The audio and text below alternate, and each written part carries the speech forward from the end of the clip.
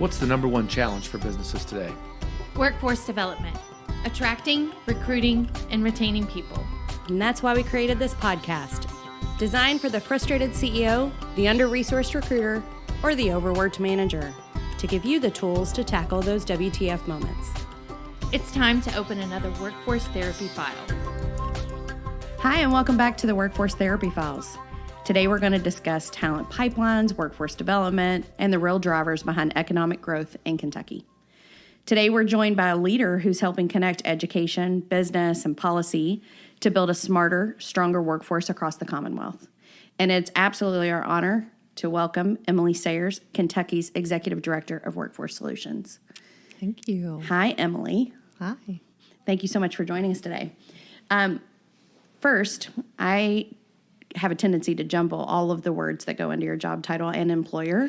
So why don't you tell us about who your team is and what your mission is for the Commonwealth? Yeah, absolutely. And you are not alone in that. That is an incredibly common thing. It's just started to roll off the tongue for me. But my name is Emily Sayers. I serve as the Executive Director of Workforce Solutions in the Cabinet for Workforce and Economic Development at the Kentucky Community and Technical College System. You got to take some healthy pauses. I feel like you have to hand out 4 Yeah, connected business cards that are like accordion style. When I take it out. Absolutely. It unfolds. That's what I picture. She very brings long. someone with her that announces her when she comes in the room. I wish. Yes, our point and purpose, we have 16 workforce solutions divisions across the state. Aligns with our 16 colleges within KCTCS. And our point and purpose is to do business engagement, to do upskilling and reskilling of Kentucky's workforce. And that can look like a lot of things. And I know we're going to get into more of that today, but it is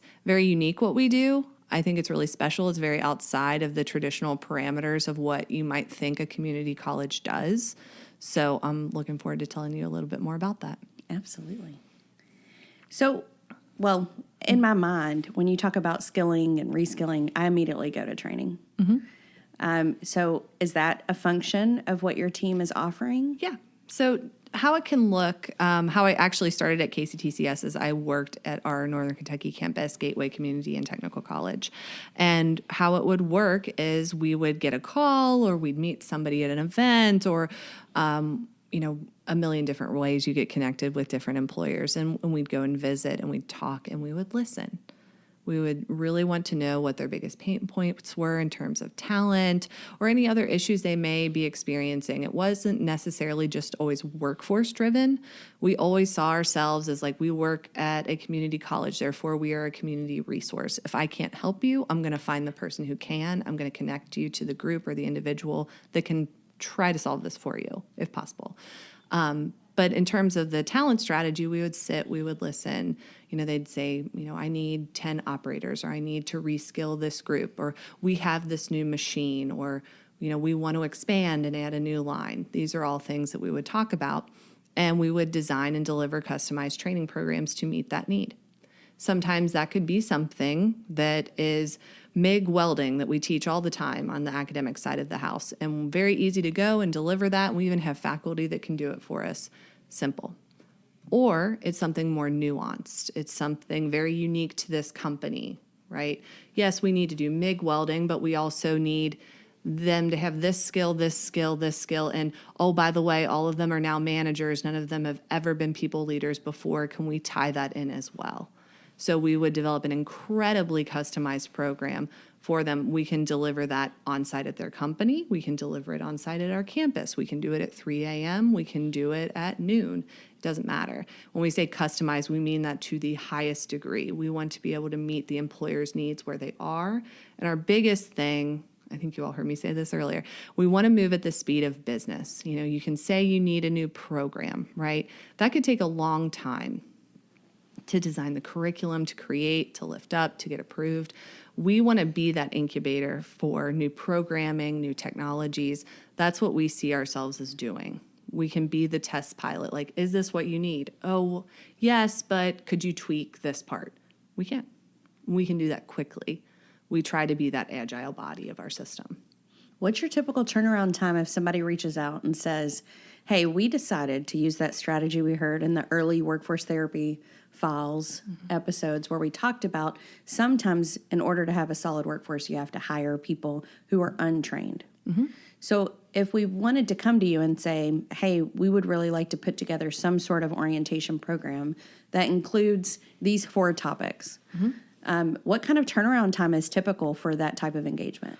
I love that question. That's something we do a lot, actually, is like orientation upskilling. We did one specifically with a manufacturer in Northern Kentucky where they had this cohort of people that would come in every couple of months, and we delivered a very customized program for them.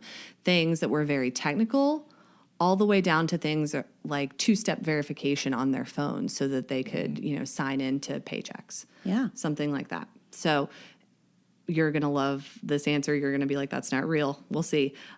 It can be very quick. We can do this in if you have curriculum, especially if you have stuff you want us to learn, if we're not starting from scratch, we could do this in a week if we can find a facilitator.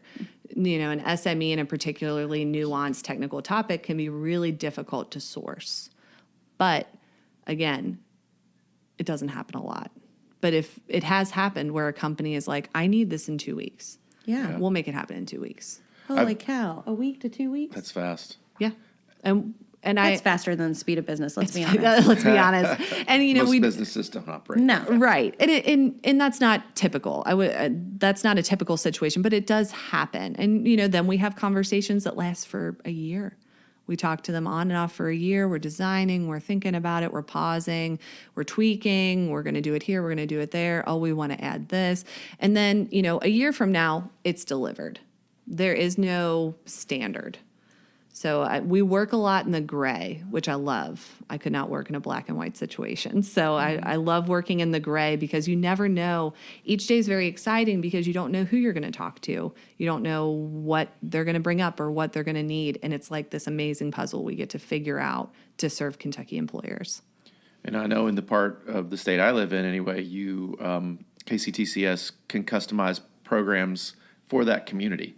So if they need heavy machinery operators, you can create a program just for that. And then that becomes part of your regular curriculum if the demand's high enough, right? Yes. So that is how it does work a lot of the time. So if we have heavy equipment is a great example.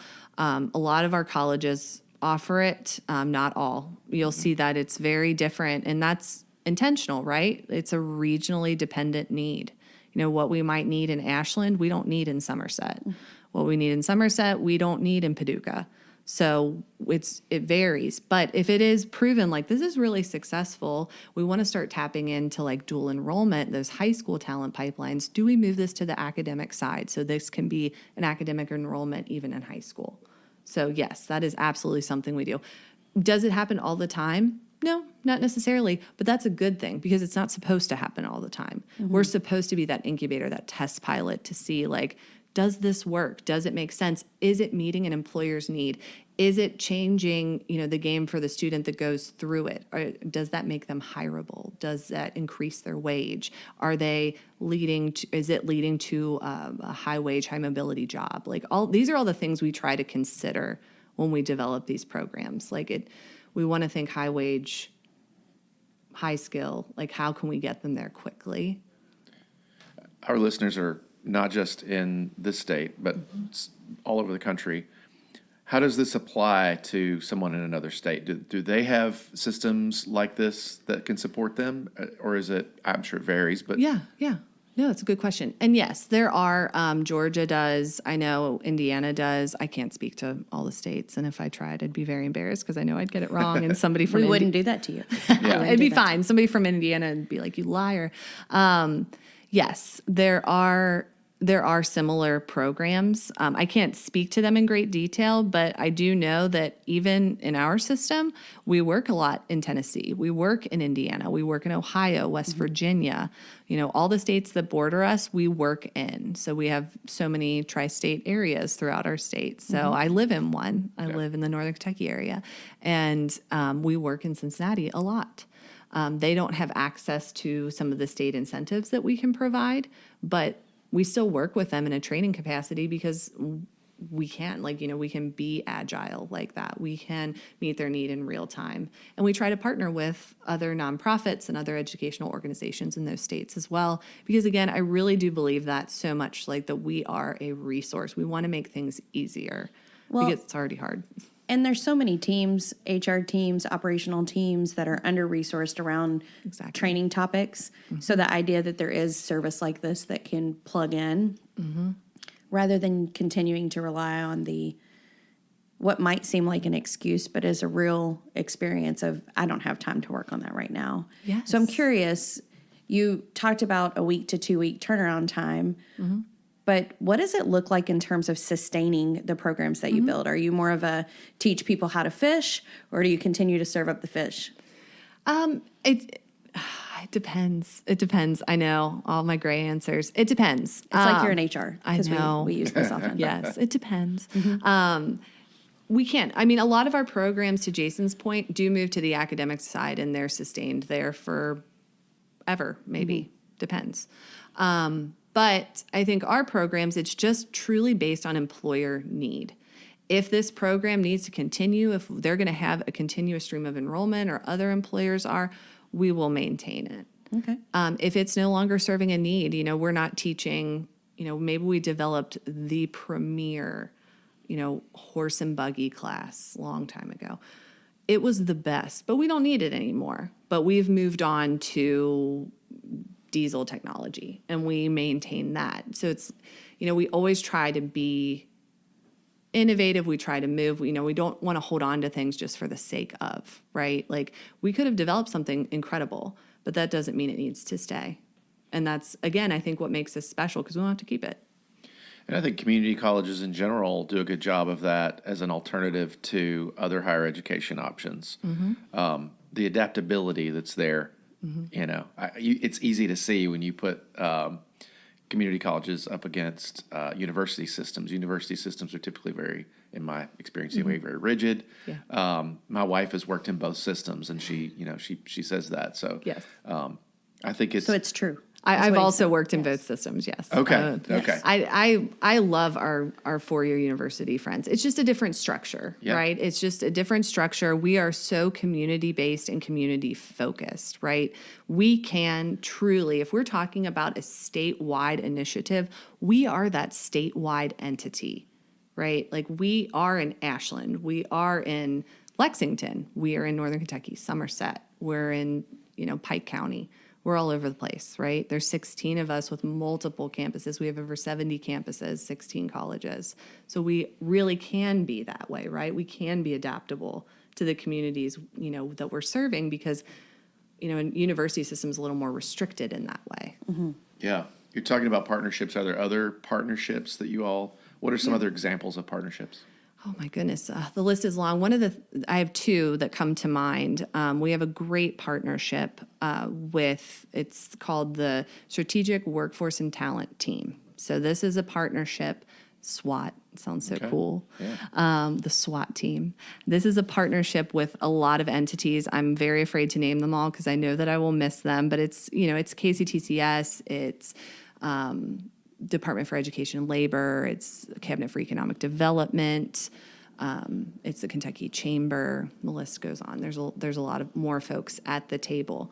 And with the point and purpose of all of us to come together. So the example we always use with this partnership group is sometimes we'll be at an employer, and I'll be waiting in the lobby. And then I'll see Jason coming out. And I'll be like, hey, Jason, how's it going? And then we'll exchange pleasantries and we'll move on. And then I'll go in and have the exact same conversation with that employer that Jason had around talent pipelines, around I need 10 operators, but I also need engineers. I need this. I need you to design me an orientation program, all of these things. It becomes so cumbersome for an employer and so confusing. And it's like, well, do I call Jason? Do I call Jamie? Do I call Emily? Like, how does this work? The point of this partnership is ease of use. It's so it's very clear to the employer all of the resources and incentives that are available to Kentucky employers, whether they're coming to the state or have existed in the state for 50 plus years. They're expanding. It's all of those incentives are listed, the resources are available, and it's clear.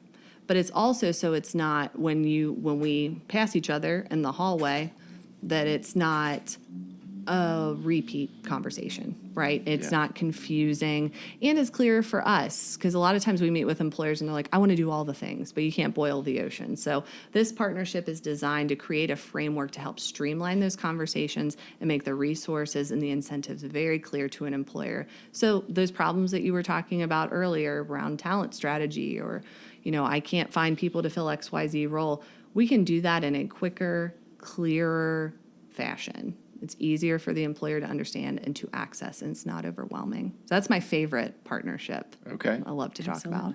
You mentioned communicating these things and relaying these to others, to employers and so forth. Yeah. I'm a marketing guy. I own a marketing agency, so I'm curious how you promote the system, how people find these resources. That's a great question. I was actually talking with somebody about this on my drive here this morning. SWAT specifically, we are still early days. Probably it's over a year now, and there's just a lot of work there to do, but we talked about we need to figure out how to market this, because we can create the most beautiful, best framework and flow charts and all the resources and things, but if nobody knows how to access them or where to find them, why does that matter? Yeah. So that is something we have been talking about, because we want to figure that out. Yeah. We want to be able to do things like this and talk about this good work so people can know it exists. Yeah. I mean, as a marketer, that's immediately where my mind always goes. It's like I hear about a great program and I'm like, how are people getting that information? I want to break it down. Yeah. But okay, great. So good things to come, I hear. Sounds like. Absolutely. So one of the things that you mentioned earlier were incentives. How do people pay for your services? Great question. My favorite question. So it's KCTCS Trains funding. So Trains is a pot of money that's legislatively allocated to the 16 colleges, right? It's managed for the system at the KCTCS system office and disseminated to Kentucky employers to offset the cost of upskilling and reskilling their incumbent workforce. So that can cover up to 75% of the cost for an employer to do this training program. Wowzers. It's pretty good. Yeah. It's pretty good. And a lot of times, this is why I get so excited, because saying the community resource thing, a lot of times we can find partner organizations or different groups that can cover that other 25%. Because we do 75% covered, 25% by the employer plus a 10% administration fee. So we can usually find ways to cover some more of that cost, not always, but sometimes. So it's very inexpensive for the employer, because again, I know I mentioned this earlier, but we want to reduce the lift, right? Whether that is lift and creation by being an extension of a learning and development arm that they don't have, or if it's, easing the lift of cost, because cost is a barrier. It's a huge barrier for people. And it's like, I want to upskill my folks. I want them to learn this skill, but if I don't have the money to do so, well, I'm not going to do it. Or if I'm worried about this, if I'm worried about keeping the lights on, well, that's going to the bottom of my priority list. But with this funding, it makes it much easier to do. And it makes the decision between whether or not to try to go to buy it versus grow it a lot easier to make, because sometimes the journey to going out and buying the talent means the potential loss of culture or other experiences that make your employees great employees. Exactly. Yeah. And I think, too, it's what makes it unique with working with us with this funding. This is yours, right? We, maybe we'll sell it to other companies or, but if it's so nuanced to you, we can do that. And that's okay. We create this so it works for you at a low cost. We try to do it at the speed you require.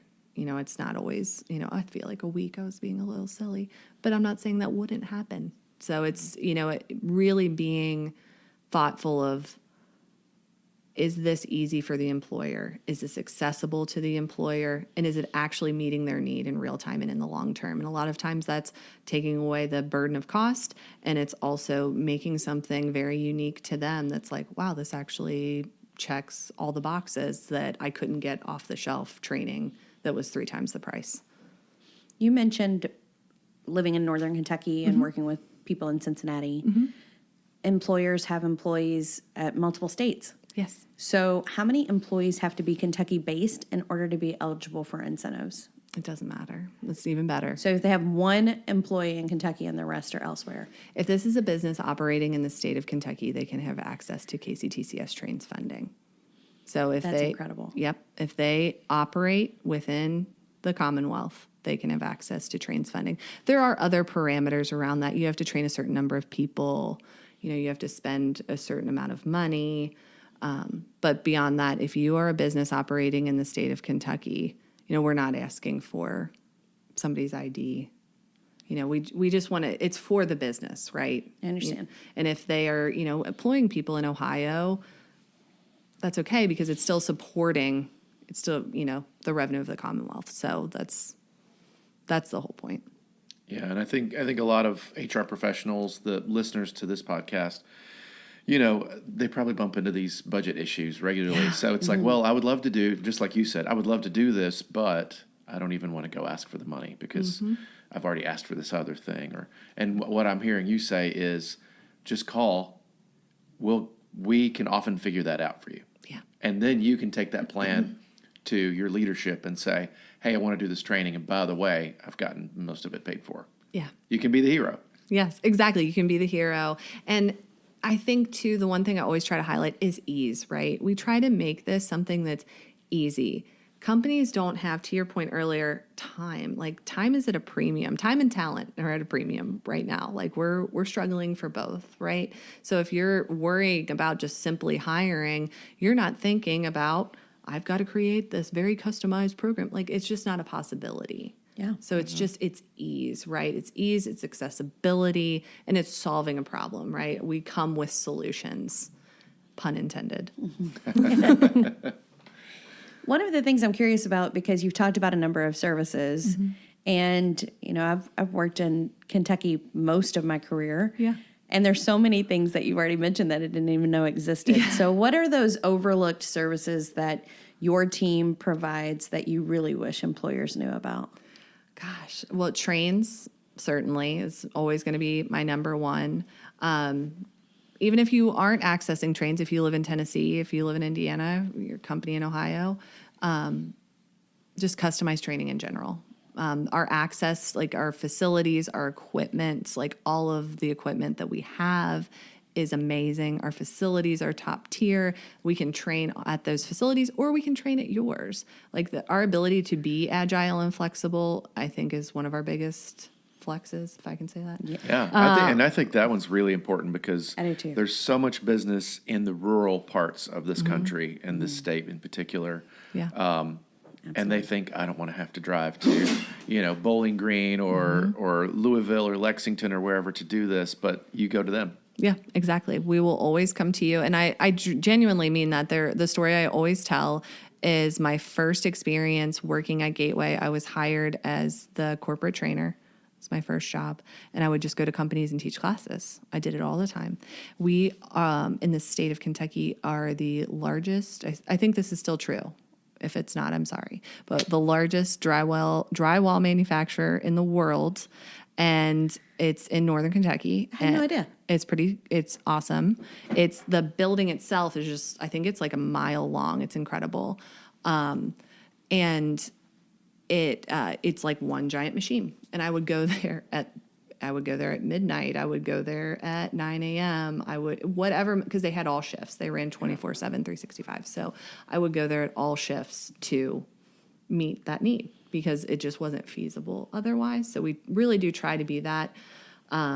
I think the other thing that I'll mention that people don't know about is our Education First Employers initiative. I feel like I may have mentioned this previously, but what Education First Employers is a partnership between KCTCS colleges and Kentucky businesses, the businesses that want to commit to students on a higher level by providing a few things: flexible scheduling, tuition assistance.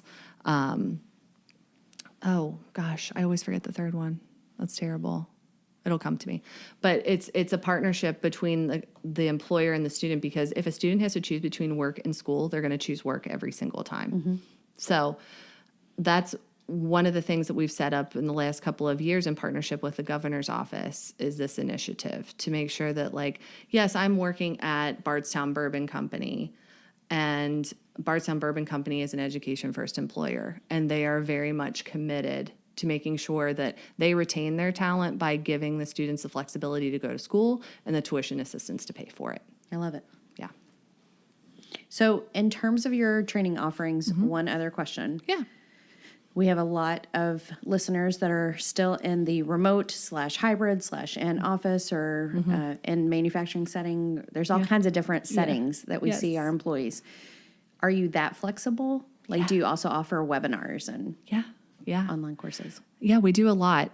So we can do, obviously, stand and deliver, old school. We'll come wherever you come to us. Training, we'll do that all day. That's not a problem.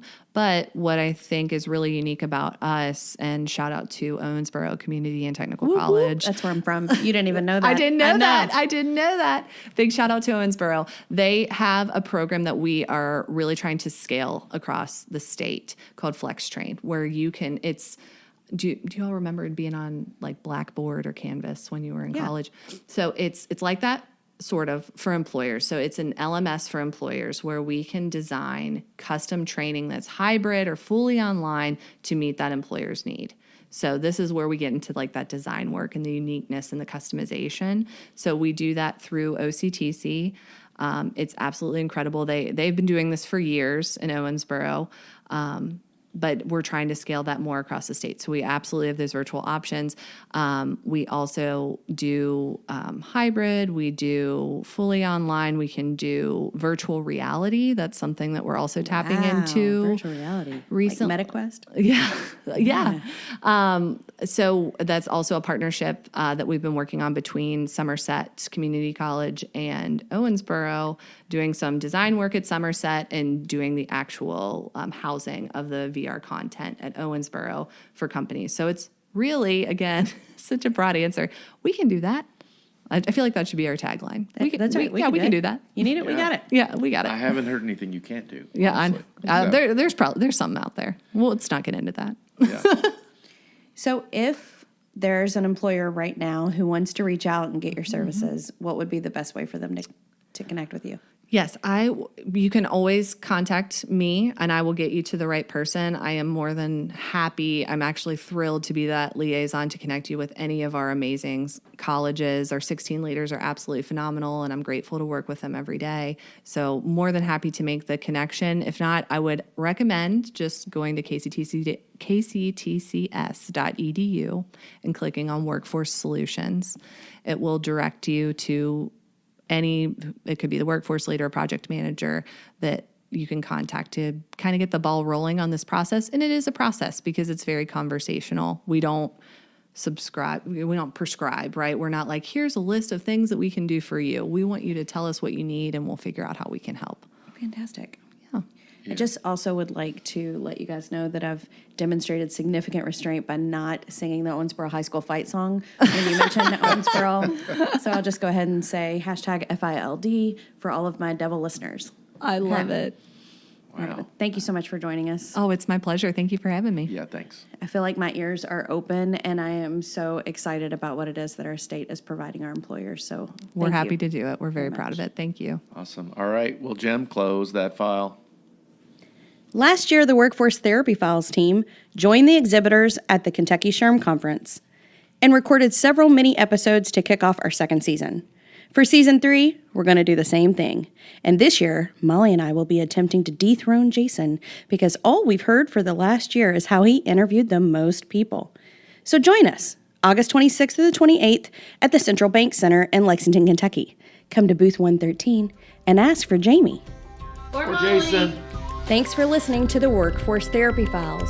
We hope you learned something new, and we're thankful for the time that you spent with us today.